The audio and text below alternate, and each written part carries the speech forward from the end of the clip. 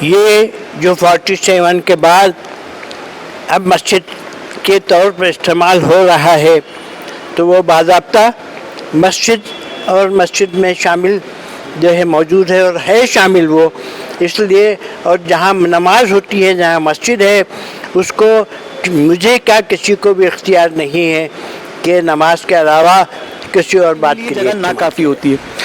14 جون کو امتیاز جلیل صاحب، کلکٹر صاحب اور اسسٹنٹ کمشنر صاحب کارپوریشن یہاں پر مسجد پر دورے کے لیے آئے عصر کی نماز کے بعد، اور کچھ دیر کے بعد میں ان کی سوشل میڈیا ہینڈلز پر فیس بک اکاؤنٹ پر امتیاز بھائی کے یہ نیوز فلیش ہونا شروع ہوئی کہ امتیاز صاحب، کلکٹر صاحب اور اسسٹنٹ کمشنر صاحب شاہگنج مسجد کے ہاؤس کا دورہ کیے اور اس بات پر غور کیا جا رہا ہے کہ کیا اسے پانی کے ذخیرے کے لیے، اسٹوریج کے لیے استعمال کیا مسجد ہی رکھیں گے۔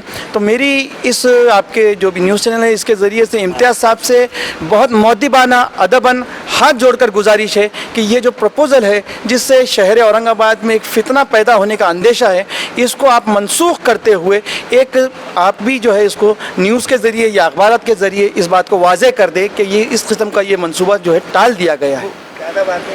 مولانا مجیب صاحب، جو مسجد کا جو ہاؤس کا مسئلہ چل رہا ہے تو اس بارے میں آپ اورنگ آباد کے عوام کو کیا بتانا چاہیں گے؟ میں سب کا معلوم ہے، ویسے پھر بھی بتانا چاہتا ہوں کہ یہ جو ہے کسی وقت کسی زمانے میں ہاؤس تھا۔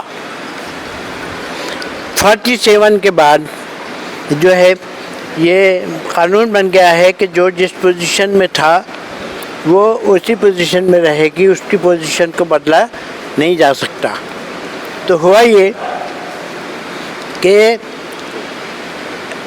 زکریا صاحب جب MLA تھے تو انہوں نے میٹنگ لی ہے، اس کو میونسپلٹی نے ایکوائر کر کے یہاں میونسپل مارکیٹ بنانے کی بات طے کی تھی۔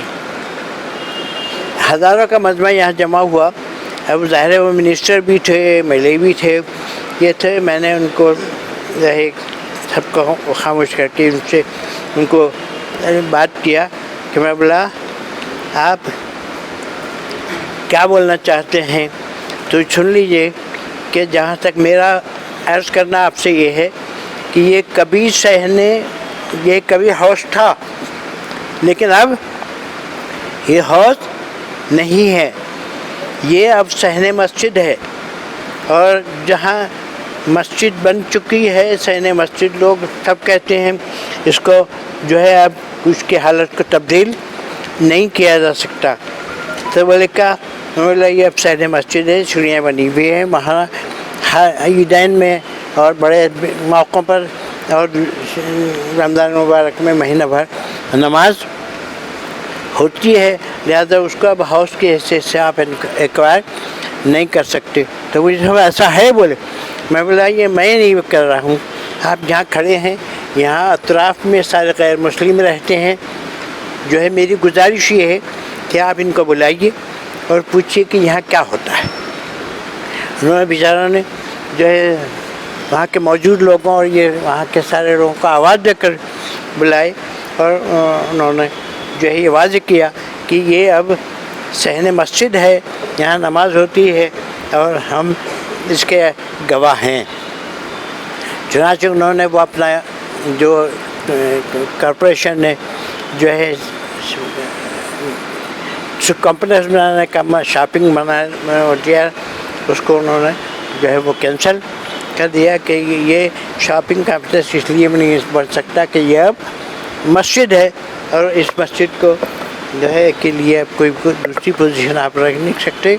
وہ بات ملتوی ہو گئی، اور اس کے بعد سے آج تک یہ صحن مسجد ہے، یہاں اب بھی نماز ہوتی ہے۔ رمضان مبارک میں مہینہ بھر نماز ہوئی، یہاں جو ہے جمعہ کی نماز لوگ یہاں پڑھتے ہیں۔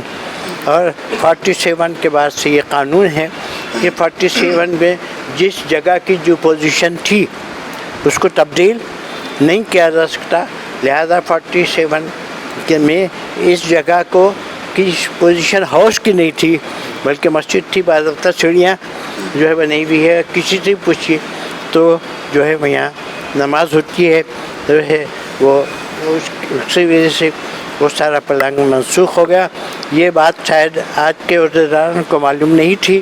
انہوں نے اپنے طور پر جو ہے پلان، ان کی نیت بھی خراب نہیں ہے، میں یہ کہہ سکتا ہوں، لیکن انہوں نے اپنے طور پر ایک پلان بنایا اور جو ہے وہ ہاؤس کو ایکوائر کرنا چاہا. وہ ہاؤس کو ایکوائر تو کر سکتے ہیں ہاؤس کو، لیکن وہ اب ہاؤس نہیں رہا. باقی وہ اب صحن مسجد ہے. کسی سے بھی غیر مسلم سے، بی جے پی والے سے، کسی بھی جو ہے شدت والے سے پوچھیے تو یہ اب جو ہے مولانا صاحب آپ کی کیا رائے ہے اس کے اوپر، وہ بتائیے.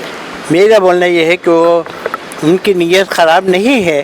اب آج کے جو ذمہ دار ہیں، عہدیدار ہیں، جو ہے کلکٹر صاحب ہوں یا جو ہے امتیاز جلیل صاحب ان کے ہوں یہ ہو، ان کی نیت خراب نہیں ہے، لیکن شاید ان کے علم میں یہ بات نہیں تھی کہ ہم جو ہے صحن حوض مسجد کو ایکوائر کر سکتے ہیں، صحن مسجد کو ایکوائر نہیں کر سکتے.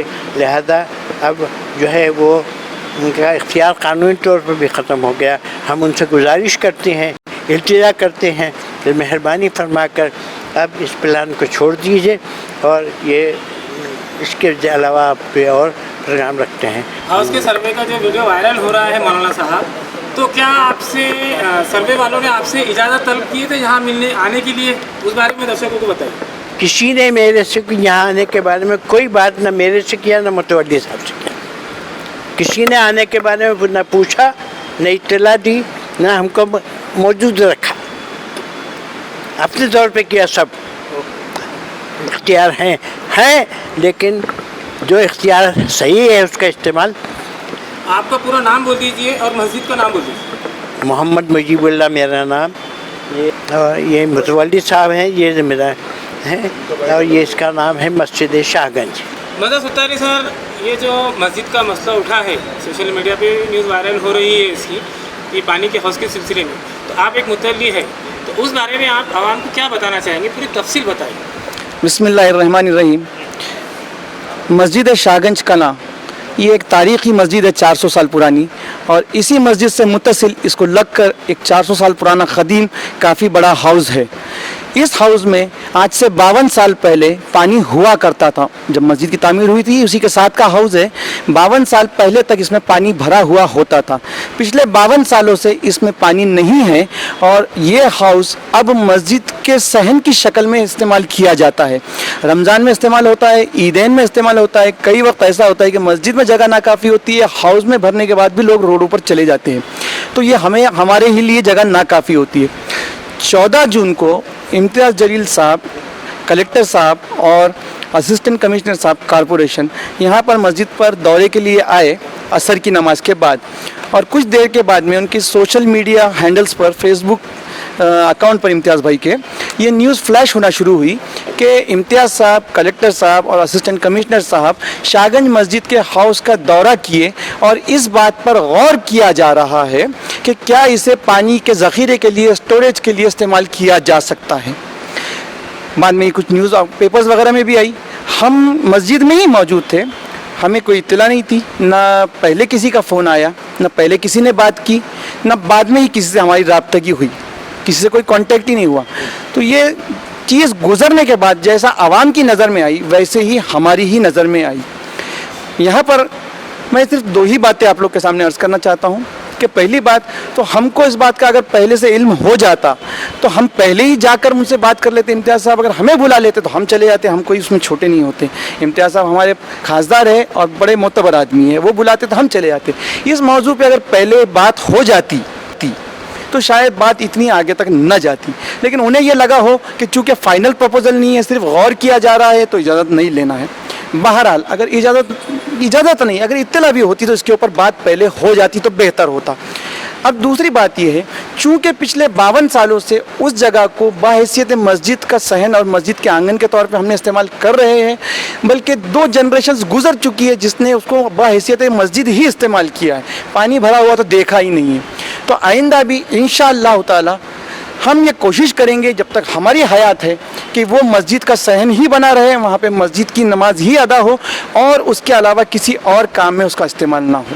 ستارے صاحب, آپ کی مسجد کمیٹی میں کیا مشورہ ہوا جو یہاں خاصدار صاحب جو آئے تھے سروے کے لیے, تو کیا آپ سے اجازت طلب کی تھی؟ نہیں, خاصدار صاحب کی طرف سے کوئی اجازت نہیں تھی, ہمیں کوئی اطلاع بھی نہیں تھی. حالانکہ ہم لوگ عصر کی نماز کے بعد یہیں پر موجود تھے, امام صاحب بھی تھے, میں خود بھی تھا, ہم یہیں پر موجود تھے, لیکن ہمیں کوئی اطلاع نہیں تھی.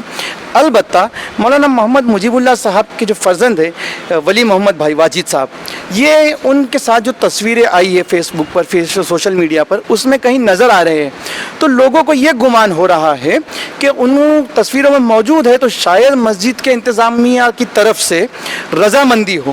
تو ہم آپ کو یہ بات کلیئر کر دینا چاہتے ہیں کہ ہماری اس میں ہرگز رضامندی نہیں ہے, بلکہ ہم اس کی مذمت کرتے ہیں کہ مسجد کی جگہ کسی اور کام کے لیے استعمال کی جائے.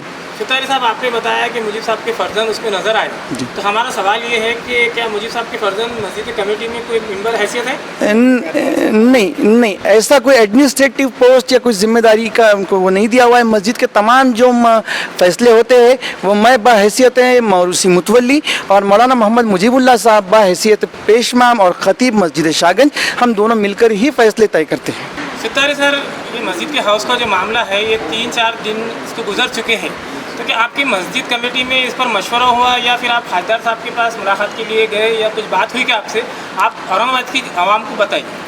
نہیں, اس کے تعلق سے ہمیں پہلے بھی کوئی اطلاع نہیں تھی اور ان کے جانے کے بعد بھی ان کی طرف سے بھی ہماری طرف سے ہم سے کوئی رابطگی نہیں ہوئی اور ہم نے بھی جا کر ان سے کوئی رابطگی نہیں کی, کیونکہ ہمیں یہ پتہ ہی نہیں ہے کہ ابھی آفیشیل اسٹیٹس کیا ہے, وہ کیا کرنا چاہتے ہیں. کچھ ہمارے سامنے آفیشیلی ریکارڈ پر یا لیٹر پر یا فون پر کسی بھی طریقے سے کوئی بات ہمارے سامنے آئی ہی نہیں ہے. لیکن ہم نے آپس میں امام صاحب سے ہی مشورہ کیا اور دیگر علماء دین اورنگ آباد سے بھی یہ مشورہ ہو چکا ہے کہ اس کو ہم بحیثیت مسجد ہی رکھیں گے.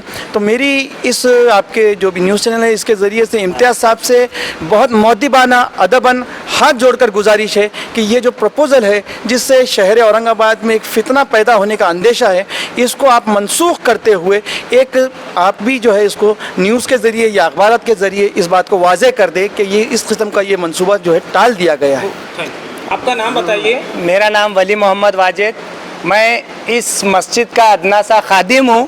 اور میں ایک چیز بتا دوں کہ ایم پی صاحب کے ساتھ جو میری فوٹو اس میں آئی ہے, میں ایک انسانیت, ایک بڑا انسان آنے کے ناطے سے یہاں پر آیا تھا. اور جب بات ہوئی تو میں نے کلکٹر صاحب کو بھی یہ کہا کہ آپ کو جو بھی بات یا ڈیسیزن لینا ہے اس کا حق صرف متولی صاحب کو ہے. اور انہوں نے یہ کہا کہ امام صاحب مکھنڈ, تو میں بولا امام صاحب صرف امام ہیں, یہاں کا جو بھی فیصلہ ہوتا ہے وہ متولی صاحب لیتے ہیں, آپ کو ان سے بات کرنی پڑے گی. جو میرا ویڈیو اس میں وائرل ہوا ہے یہ میں ایک ادنا سا خادم کے طور پر یہاں پر آیا تھا اور دیکھنا تھا تو وہ بتا دیا.